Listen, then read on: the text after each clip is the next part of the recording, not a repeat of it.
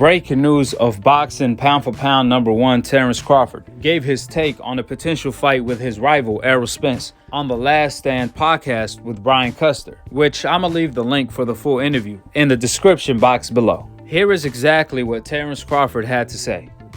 Your honest answer here. Do you see Bud Crawford and Errol Spence fighting at 147 or at 154? I really don't even see us fighting, to tell you the truth. Really? That's really. Well, tell me why. Man, the fight has been, talked about for years and years and years. And, that's a fight that I've been wanting since I came to the division after, Errol Spence became the number one guy in the division after Keith Thurman. I called for Keith Thurman before I was even, world champion in the division. So, sometimes you just let those fights pass you by because, I never wanted to get in a situation like the Manny Pacquiao fight. Here it is, 2021. And I was promised the Manny Pacquiao fight in 2015. So I never wanted to get in the same situation as the Manny Pacquiao with an Errol Spence. So I just let it pass me by and, move on to the next because there's a lot of good fights out there that Terence Crawford can be fighting. Like right now, Sean Porter is a great fight. And, November 20th, we're going to put on a tremendous show. And the fans is going to be, the ones that, is going to be a barn burner. Yeah, they'll benefit from that. And listen, this is just my take, but I would like to hear your opinion of it. What do you think? I kind of got this sense that maybe on the PBC side, and I haven't talked to anybody. It's just my only guess that they were saying, you know what, his contract is up this year. Okay, let's let that contract run out, and let's bring Terence Crawford over to the PBC side, and now let's open the floodgates, and let's have him fight everybody, keep the money on the PBC side, and everybody can build up their resume. What did you think about that? Do you think that kind of had something to do with it? I don't know. It probably did, but at the same time, now you're talking about holding me out, till my contract ends. And that's, is a great business move. But at the same time, now you got to look at the fighter. When you look at the fighter, you were like, all right, well, you were saying fuck me back then. When I was with Top Rank, it was all fuck him. We ain't doing nothing for him. We ain't doing this. We ain't doing that because he with Top Rank. But now that I'm not with Top Rank, it's like, all right, now since you're not with Top Rank, come on over here. Let's roll out the red carpet for you. That's kind of weird to me. Interesting. I got you. Well, look, then you can always do the Canelo route. How Canelo just say, hey, I'm free agent. Whoever makes the best offer, I'm with you. Let's get it. Right. What did you think? What did you think of when I think it was Errol who said, well, if we did fight, it was going to be 60-40 or 70-30. Do you think that was just posturing? It had to be. I don't know what it was. It had to be. Because I don't know. It's like if we be honest, if we be real honest, like Errol Spence's name has been, in the same conversation with Terence Crawford since Terence Crawford came to the division. Not Terence Crawford's name has been piggybacked off of Errol Spence's name. So when people look at it, they might say, oh, well, Errol Spence, the big fish, Errol Spence, this and that and that.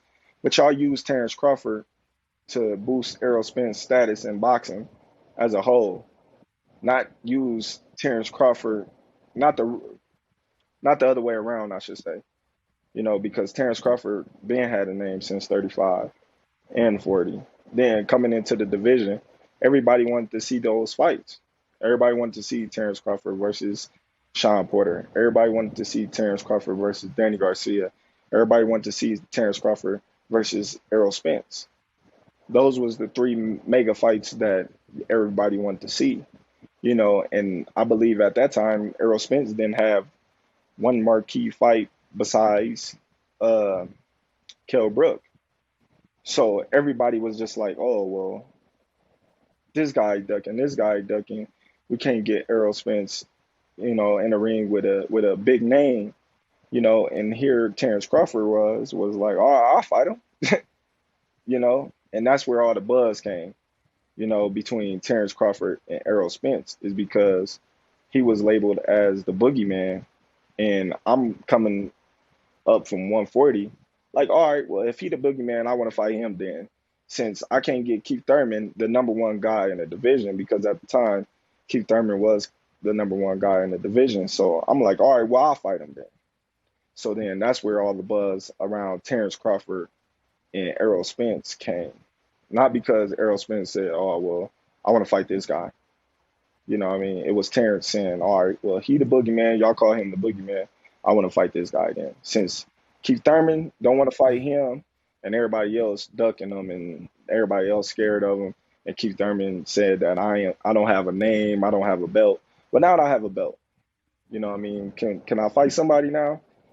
And that's where it all came from. And do you think now, Bud, that now that you got this fight with Sean Porter, that this is going to open the floodgates? Now, in, let's say, 2022, will we see Bud Crawford against Danny Garcia now? Will we see him against, let's say, a Keith Thurman? Because, you know, you're fighting this fight against Sean Porter. Well, it's a big opportunity for me to show the world why I'm the best fighter in the world. It's been a long time coming, right? Sure. And you, I mean, when you first came up, you know, you had a couple of fights, you won your title. How frustrated did you get as you had one defense, two defense, three defense, and you just couldn't get traction against the biggest names? How did you get low at any point about that? Never. Because I don't look at these fighters like everybody else do. You know, these is great fighters, you know what I mean, in their own right. They just, you know, went up against the better fighter at that point in time. You know, Mean Machine, a two-time Olympian. Benavidez was considered the next best thing smoking, you know, since he was young. You know, Amir Khan, you know, numerous world champions, silver medalists. I could go on and on. Jeff Horn beating Pacquiao, but y'all gonna take the credit away from him because how I dismantled him. Now, if it was a close fight, then everybody would say, oh, well, Terence Crawford beat a great fighter that night. I think part of it was that they may have been talented guys, like you said, but weren't maybe as well known as, like, because of the fact that he fought Garcia or Thurman or Spence. Is that a fair assessment? That's for sure. That's for sure. Terence, when it's all said and done for you, what do you want your legacy to be remembered as, right? World champion at 35, undisputed at 40, champion at 47. You know, you're still young.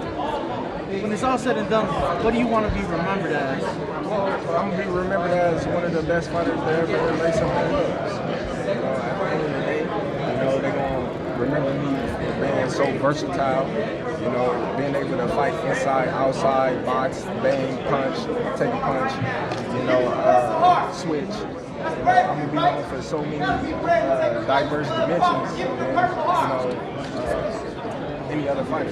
Yesterday at your workout, you made a comment on how no matter what you do, the media will criticize you, right? If you walk reporter, oh, well, he already has a couple losses. You know, you even made a comment saying, you know, next thing I know, they're going to want me to move up to fight Canelo.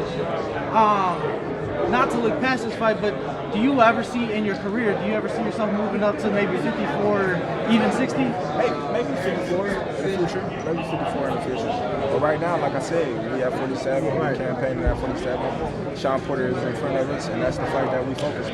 Terence, what's his best attribute to you? Sean Porter has never been stopped. Do you anticipate that you'll be the first man to stop him and continue to See, me personally, I don't go in fights looking for the knockout.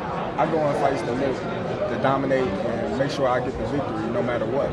If the knockout's there, I'm most definitely going to take it, you know, and secure that knockout. But if it's not, then so be it, as long as I secure the victory. Hey, Bud, I talked to Manny Pacquiao. He said he confirmed that you guys had a fight scheduled twice, and it fell through. How disappointed was you that you never got that fight? I was real disappointed, for not getting that fight. We was 2 days for securing that fight. A lot of things, a lot of people that, said they was doing things on Manny Pacquiao's side, lied to us. It's a whole bunch of, things, and the reason why that fight didn't happen. But like I always say, everything happened for a reason, and the fight didn't happen. And we're here now. Sean Porter is the fighter that I'm fighting, and that's the fight that we more focused on than any other fight to date. Hey, everybody's trying to make this out to be your biggest fight, but it seems like you and your team are taking it like this is another fight. Do you just feel like that? I look at all the fights as a career-defining fight. This is considered, one of the top welterweights in the division, and this is a time for everybody to see what Terence Crawford really is about. Right. Everybody want to know, how Terence Crawford is going to fare against the other top welterweights in the division. So everybody got their eyes on Terence Crawford right now. They want to see how well I adapt, how well, can I finish Sean Porter like Errol Spence couldn't, as I'm going to fight tooth and nails with Sean Porter like Errol Spence. So everybody going to have all these questions, and it's going to be answered in November 20th. Do you think Sean's come out with a false sense of security? Like with security, seeing the fact that he's faced Errol and everyone's like, you're a completely different fighter. Do you think he's kind of like coming in here with a little bit too much confidence, or do you think he's coming in with the proper respect that he deserves? No. I don't believe he's coming in with too much confidence, being that he's been in the ring with all the top welterweights out there. I just think he's coming in there with more of an experience factor. He knows what he's going up against, and he knows that it's a tough task. But I just know that he's going to be up for it, and that's what he's boosting himself up to let you and the media know that he's going to be up for it. Just like me and my team, we're going to be ready for it. Whatever we bring to the table, we're going to be up for it, and it's going to make for a great fight. First fight with a PBC fighter, is this the opening phase? I know the focus is Sean Porter. A win here, is this the opening phase to a showdown with Spence? We shall see. Like I said, it never was Terence Crawford and my team holding up the fights that all the fans wanted to see. You heard that from the horse's mouth right then and there. So we shall see. Obviously, everyone's talking about Terence Crawford. Is that a legitimate chance of happening, or do you guys feel like you're miles and miles apart? I'm not thinking about that. I'm thinking about, seeing my kids tomorrow and chilling on my ranch and finally riding my horses after 10, 12 weeks and, just chilling out and eating some good food. So we'll see what holds in the future. But right now, just to enjoy myself. I had a long year and a half, to come back and, work hard, train hard, and just was 120% focused. And I'm going to wind down for like a week or two till I get back on the ball. I know you already talked about getting back to the ranch, very understandable.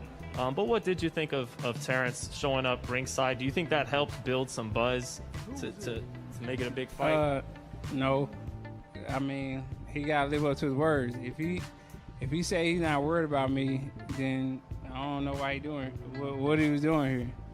I probably wouldn't go to none of his fights, so I'm not worried about Terence Crawford. Like I said, I'm going to enjoy my time with my kids and chill out and just reflect on this year and a half that, I came back and, we're going to move on in the summertime and see who I fight. So we'll see. I got to talk to my manager, Heyman, and we'll go from there. A couple months ago, he said, what'd he say? It's going to happen end of 2019. Did you not say that? That's what your promoter said. This is what I'm saying. I read it all. This is what I'm saying. This is what I read it all too. Terence Crawford, wait till he get a belt. Yeah. He ain't did nothing in the welterweight today. When he get a belt, you want to go over there.